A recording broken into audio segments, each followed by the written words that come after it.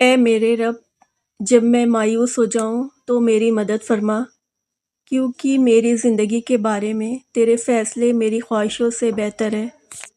جو تمہارے اختیار میں نہیں، اس کا سوال نہیں ہوگا تم سے، اس کے پیچھے خود کو ہلکان مت کرو۔ انسان باتیں کلیئر وہی کرتا ہے جہاں اسے رشتہ رکھنا ہو، ورنہ تو لوگ کہتے ہیں اچھا ہوا جان چھوٹی۔ فرض کریں قیامت کے دن اگر کہا جائے لاؤ اس کے موبائل ہسٹری کھولی جائے، تو کیا آپ اس کے لیے تیار ہیں؟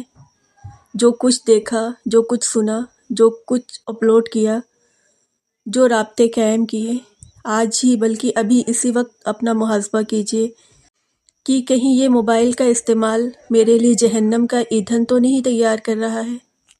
لوگوں کے حصے کی خوشی پہ حسد نہ کریں، کیونکہ آپ نے تو اس کے حصے کا غم تو دیکھا ہی نہیں۔ اپنے رویے اتنے برے نہ رکھیں کہ دوسرے کے لگائے ہوئے اسٹیٹس آپ کو اپنے لیے لگے۔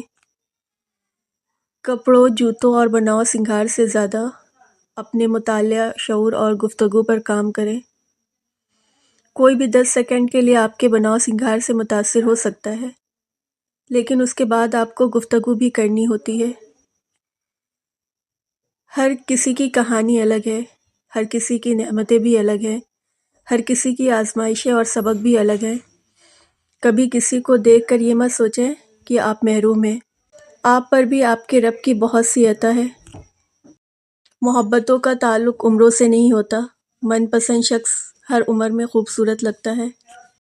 قرآن پاک کو ہمیشہ ترجمے کے ساتھ پڑھیں تاکہ آپ پر وہ سارے جھوٹ عیاں ہو جو دین کے نام پر بولے جاتے ہیں۔